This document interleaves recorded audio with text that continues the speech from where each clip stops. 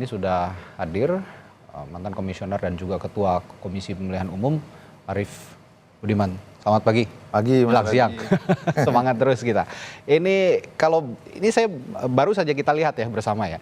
Kalau ada prosesi gitu KPU memang juara sepertinya. Kalau lihat persiapan gitu ya.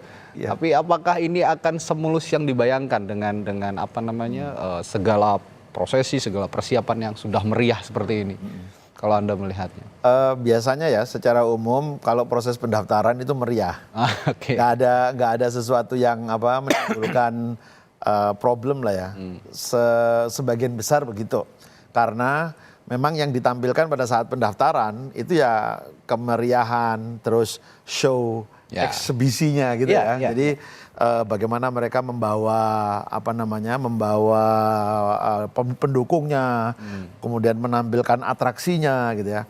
Dan pada hari pendaftaran pertama ini kan yang diperiksa hanya kelengkapannya saja.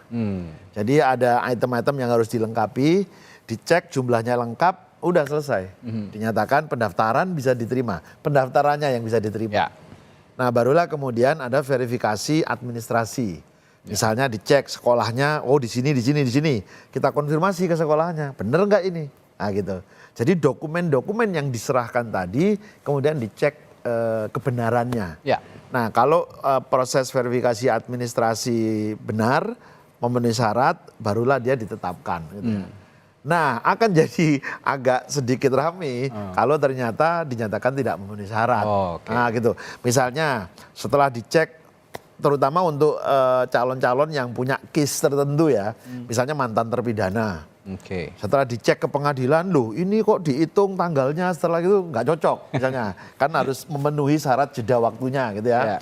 Terus yang kedua pernah ada kejadian nih terkait dengan status kewarganegaraan. Jadi ini sekaligus mengingatkan dan pesan ya, kita pernah menghadapi itu dulu. Bahkan atas beberapa problem ya, apakah itu mantan terpidana, kemudian kewarganegaraan, KPU harus menghadapi situasi yang tidak mudah. Bahkan saya dulu di tahun 2020 pernah dijadikan tersangka, gitu ya. Walaupun kemudian itu kan tidak terbukti kasus-kasus itu, gitu. Tapi tim pemeriksa baik kelengkapan maupun kebenarannya, itu keabsahannya ya, itu betul-betul harus hati-hati. Jangan sampai merugikan pasangan calon. Gitu. Ya, nah ini kalau berkaca pada tadi ya, proses verifikasi, pendaftaran, ini kan sebenarnya tahapan-tahapan krusial yang dihadapi oleh KPU sekarang pun juga para pasangan calon dalam rangkaian penyelenggaraan pilkada. Kita sempat ngobrol nih ya sebelum kita on air begitu. Ada tahapan krusial, tapi sepertinya PKPU-nya belum siap. PKPU-nya belum rampung. Apa yang Anda catat soal ini? Saya kebetulan ada di tingkat pembuat regulasi ya, sejak pemilu tahun 2014. Jadi sejak tahun 2012 saya sudah menjadi KPU RI. 2 periode sebelumnya saya di KPU Provinsi. Nah salah satu tugas ketika di KPU RI adalah membuat regulasi. Nah di 2 kali pemilu 2014-2019 itu undang-undangnya itu terbit menjelang dilaksanakannya tahapan.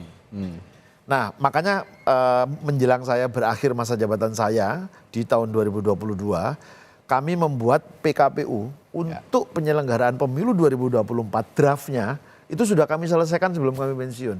Harapan kami pengalaman-pengalaman sebelumnya itu tidak terjadi lagi. Artinya seluruh regulasi itu bisa diselesaikan sebelum tahapannya dimulai. Nah termasuk untuk pemilihan kepala daerah. Ya, 2020. Walaupun 2024 kemarin faktanya beberapa PKPU yang itu adalah urusan pentingnya KPU, misalnya pemungutan dan penghitungan suara, rekapitulasi penghitungan suara, penetapan hasil, itu dibuat sudah sangat mepet dengan hari pemungutan suara. Impact-nya apa kalau kayak gitu? Persiapan logistik dan segala macam? Bukan hanya persiapan logistik, tapi undang-undang atau peraturan KPU ini ketika sudah ditetapkan, dia kan butuh disosialisasikan. Dia butuh dilatihkan kepada seluruh pihak. Bukan hanya penyelenggara pemilu, tapi peserta pemilu juga harus tahu. Nah hari ini kita coba lihat, PKPU tentang pencalonan. Ya tentu karena ini imbas dari dari Mahkamah Konstitusi ya. Tapi mudah-mudahan ini jadi pelajaran bagi semua pihak. Jangan membuat hukum baru atau ada fakta hukum baru menjelang dilaksanakan tahapan krusial dalam pemilu maupun pilkada gitu ya. Nah hari ini pencalonan PKPU-nya yang baru diterbitkan, PKPU 10 itu kan baru terbit kemarin ya. Walaupun sebelumnya sudah ada PKPU 8. Ya. Kemudian PKPU yang masih dalam proses pembuatan itu tentang kampanye, tentang dana kampanye, lalu tentang logistik, perlengkapan pemungutan suara. Nah ini kan harusnya sudah jauh-jauh hari selesai. Memang tahapan padat, habis pemilu 2024 lalu pilkada 2024. Tapi KPU sebetulnya sudah terbiasa menghadapi situasi yang seperti ini. Nah ini yang mungkin jadi catatan penting kita ya. Jangan sampai juga karena terburu-buru lalu PKPU-nya tidak sempurna. Jadi soal dana kampanye lah taruh ya. Kita bicara satu persatu, kita bedah satu persatu. PKPU-nya ini mendadak begitu. Jangan salahkan juga kalau misalnya ada peserta pemilu misalnya yang tidak melapor dana kampanye, belum paham aturannya begitu. Itu jangan disalahkan juga gitu. Anda mengatakan seperti itu. Sistem teknologi informasi untuk pelaporannya misalnya belum selesai. Kita kan belum tahu juga ya.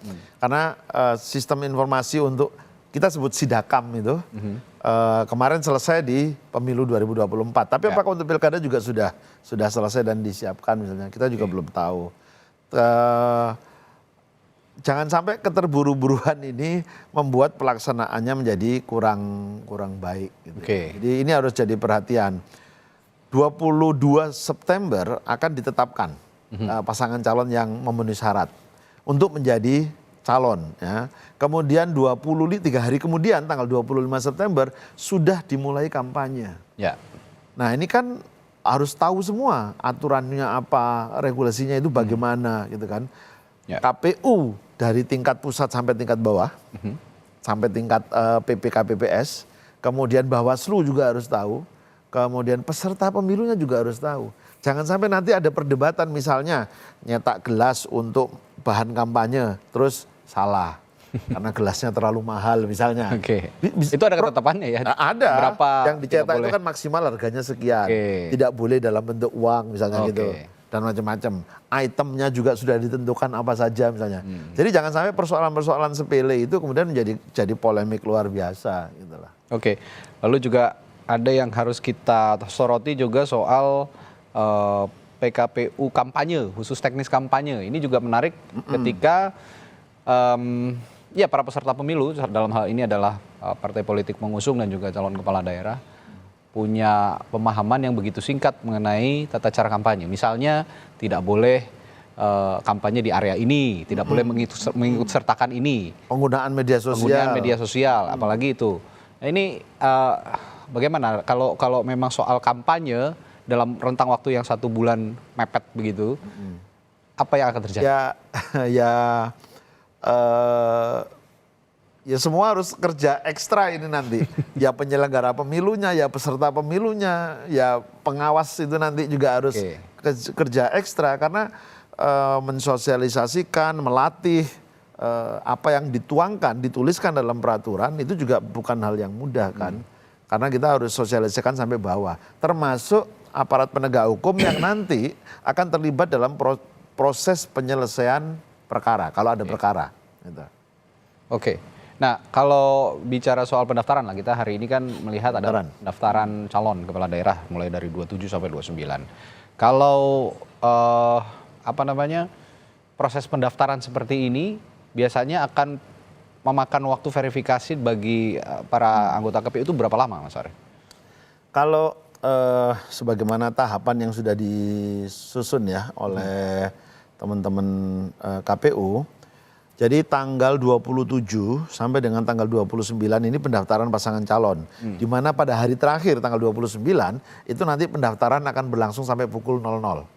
Nah, kemudian tanggal 20, kalau sudah ada yang daftar tanggal 27, maka sejak tanggal 27 juga sudah mulai dilakukan penelitiannya. itu maksimal sampai dengan tanggal 21 September. Nah, lalu tanggal 22 September itu dilakukan penetapan pasangan calon. Nah, pada masa penelitian persyaratan itu nanti akan terbagi dengan perbaikan. Jadi kalau pada tahap pertama ini masih ada yang belum lengkap, bukan belum lengkap, belum memenuhi syarat gitu, maka dia diberi kesempatan 1 kali perbaikan. Oke. Gitu. Nah, yang paling krusial dalam tahapan verifikasi ini apa yang harus dicermati oleh KPU? Ya, ketelitian untuk memverifikasi setiap dokumen agar sesuai dengan faktanya. Termasuk dulu itu kan ada problem bukan salah menafsir, perbedaan menafsir menentukan jarak jeda 5 tahun misalnya bagi mantan terpidana. Oke. Kapan? Dia sudah bebas sekarang, padahal dia masih menjalani bebas bersyarat, misalnya belum bebas murni. Nah, itu. Jadi menghitung tanggal sedetail itu memang termasuk sebelum keluar putusan Mahkamah Konstitusi ya, itu menghitung jatuh temponya tanggal berapa seseorang itu memenuhi syarat usia 25 tahun atau 30 tahun. Awalnya kan pada saat penetapan pasangan calon. Lalu KPU merevisi sebagaimana putusan MA menjadi pada saat pelantikan. Nah, awalnya kan tahapan KPU nggak ada pelantikan, lalu muncul ada pelantikan.